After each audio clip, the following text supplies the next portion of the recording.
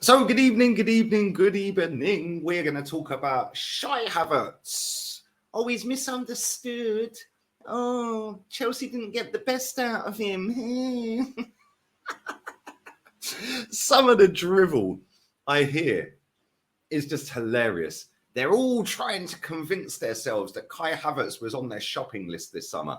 He wasn't. Stop lying. But they never learn. It is what it is. Make sure you are smashing the like button up, people. Appreciate everybody watching. Sub to the channel. We're closing in on 83,000 subs. And we're doing it the right way. We're not doing any of this PR, doing the club's good work for them. We're doing it saying what I actually think rather than what I think people would want to hear, which is why I sleep like a baby at night. And these people have demons because they're all rushing around trying to be the toppest of top gooners online. Oh, look at me. Oh, yes, I wanted Kai Havertz 3 months ago. You absolute wasters. But anyway, make sure you stick a thumbs up, sub to the channel, Lee reacts as well. Come on, that channel is popping. That channel's nearly on 15k. Come on, man. Let's get that up to 25k. ASAP like Rocky, baby. I've got another video coming out later on there. Already dropped one about the Man City owner as part 2 of his interview. So I reacted to that. But I want to read a couple of these. Get your comments in, get your super chats in. Big up to everybody who's doing that. Breaking news. Arsenal have made an improved verbal offer worth 60 million for Chelsea attacker Kai Havertz. New package is understood to be worth a guaranteed 55 million plus 5 million in bonuses. This has come from the Daily Mail. Are they reliable now because it's a player that you want to sign? Oh, of course they are. Of course. Sorry. My bad. It's only when it's something you don't like, then it's fake news, isn't it? Because it's the Daily Mail. Okay. Discussions over Havertz accelerated. That's a good buzzword, isn't it? During the weekend, and Mail Sport now understands that a fresh verbal offer has been made. Arsenal want to wrap the deal up quickly and already have a broad agreement. Oh, wow. A broad agreement in place over personal terms. They don't have to sex this up, didn't they? And make it sound super nice. Yeah, this is great, man. Yeah, like, do me a favor. Kai Havertz will be offered a long-term contract. Listen to this. Oh, my days. Are they taking liberties with this or what? Kai Havertz will be offered a long-term contract worth a minimum of 210 grand a week. Are you for real? Are you actually taking the mick with this? So we're going to pay Chelsea Football Club in excess of 55 million and 210 grand a week to the player. Have I missed something here? Have I missed something? Why? Why are we spending that much money on this guy when we could actually go and buy? Right. So if you think, right, let's say he signs a 4-year contract, 200 grand a week. Let's just say round it down to 200 grand a week here over 4 years. There's 40 million plus 60 that we're going to pay for him. That's 100 million. Why don't we just go and buy Caicedo and pay him 60 grand a week for 4 years? It works out about 12, 15, 20, maximum 20 million. Let's say you put him on 80. Yeah. Let's say you put him on 80 grand a week. Yeah. Caicedo, 80 grand a week for 4 years. It works out 16 million quid more if we bought him for 100 mil. Make this make sense to me, people, because I am absolutely baffed. But anyway, I've got some more news for that ass. On the 24th of August 2020, Fabrizio Romano quote tweeted Christian Falk. Christian Falk put the figures for Kai Havertz to Chelsea, 80 million, 10 million regular, blah, blah, blah. So it was all written in German. So Fabrizio put Chelsea and Bayer Leverkusen sign an agreement for Kai Havertz for 100 million euros. Add-ons included, 5-year contract. Lampard already spoke to Kai. Paperwork's between the two clubs complete. Here we go soon. So 80 million all in, including add-ons, is what they've paid for him. They're selling him to us for 60. So they've lost 20 million quid on him. And we're going to pay this guy 210 grand a week. We are crackers, mate. I swear to God, this club is nuts. Not a single other club on the planet want him. Oh, but Real Madrid do. No, they don't. Bayern Munich do. No, they don't. We are the only club on the planet that want Kai Havertz. And we're going out there and blitzing in excess of 100 million, including wages, on Kai Havertz. Somebody make this make sense, because I've seen a lot of people chatting absolute waffle. Don't forget, I'm on with the Football Terrace later. We get a bit of realism on that channel, because I've seen a lot of BS on there recently from Arsenal fans convincing themselves that this is a great move. It ain't a great move. Yeah. In which way, shape, or form is this a great move? There's nothing to suggest that Kai Havertz is a very good footballer in the Premier League. There's nothing to suggest that. I've had 3 years worth of looking with my own eyes at Kai Havertz. And for 3 years, I've been flattered to be deceived.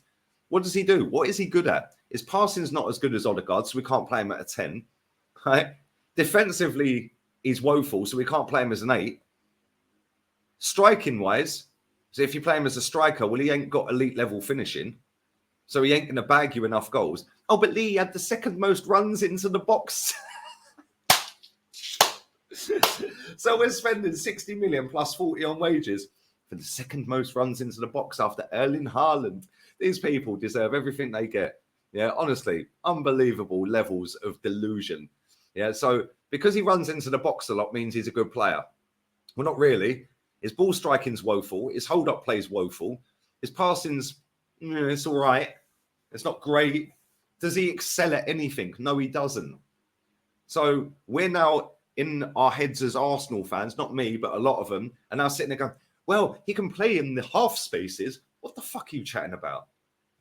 Oh, he can play in the half spaces and he can play in the pivots and we can do this. And his ball striking ability and his Van Persie-esque sort of lanky... Shut up, man. These people, I swear, they try and talk football like it's some sort of technical, like, oh my God, oh, the half spaces. Mate, shut up. You are not clever. If you were that clever, talking about inverted this and half spaces that and XG this and XG that. You want to talk about XG? He's got the worst XG in the league for goals. Yeah, for expected goals. He has got the worst out of a striker in the league. So are we playing him up front? Because if we are, good luck. This guy misses sitter after sitter after sitter after sitter. But don't worry, he'll score a couple of goals against relegation for the Luton or someone. Everyone will have their pants down, lube out, tissue waiting. Boy, oh, look at what Super Mick Arteta's done that Tommy Tuchel and Frank Lampard and all the other managers at Chelsea couldn't get out of him. Oh, what a legend Mick Arteta is. Yay. Shut up, man. If this guy does anything of any note, cool, I'll eat my hat. Yeah, he won't. He won't. He's been at Chelsea 3 years. Yeah, and this is another one. Oh, yeah, but he's been at Chelsea 3 years, but all their strikers have died since they've gone to Chelsea. Name me a striker that hasn't. Well, Olivier Giroud seemed to do all right at Chelsea. Olivier Giroud done all right, didn't he? Diego Costa seemed to do all right at Chelsea. Yeah? What about Tammy Abraham? He seemed to score quite a few goals at Chelsea, didn't he? Hence why they put an £80 million buyback clause in it when they sold him to Roma. So stop this irrelevant waffle. Yeah, stop trying to convince yourselves Kai Havertz is a very good footballer. Stop trying to convince yourselves that he's going to be great as a number 8. Yeah, let's not forget, if we're playing him as a number 8, right, on the left side of CM in the half spaces, let's not forget he's got an inverted left back behind him who can't defend. He can't defend himself. Good luck with that, my friends.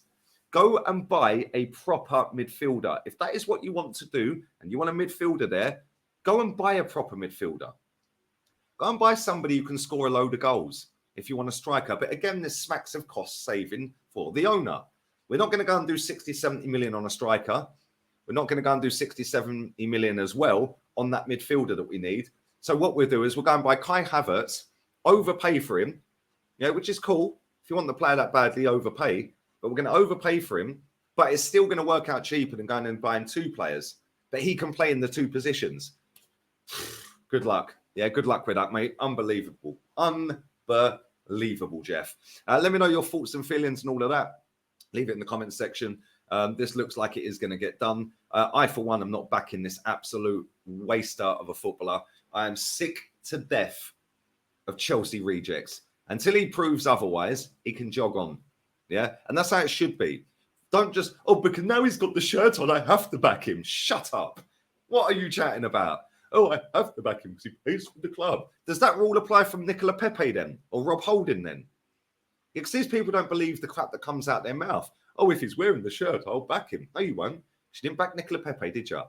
Who, by the way, signed a year before Kai Havertz, and we're probably going to terminate his contract. Why can't we get 60 mil for him? Oh, but Lee's only got 1 year left. Okay, why can't we get 40 for him then? Why? We'll probably spend more money on Kai Havertz than we'll sell Thomas Partey for. Make this make sense. Unbelievable. So with next year, our midfield is going to be Kai Havertz and Declan Rice. Sorry, Kai Havertz and Declan Rice. Is that an upgrade on Granit Xhaka and Thomas Partey? Because for me, it ain't. For me, that ain't an upgrade. And everyone here knows that I do not rate Xhaka, but he's better than Kai Havertz in that position. In fact, he's better overall than Kai Havertz. And that with Declan Rice, I like Declan Rice. I think he's top player. But is that an upgrade on Xhaka and Partey? Don't think so, mate.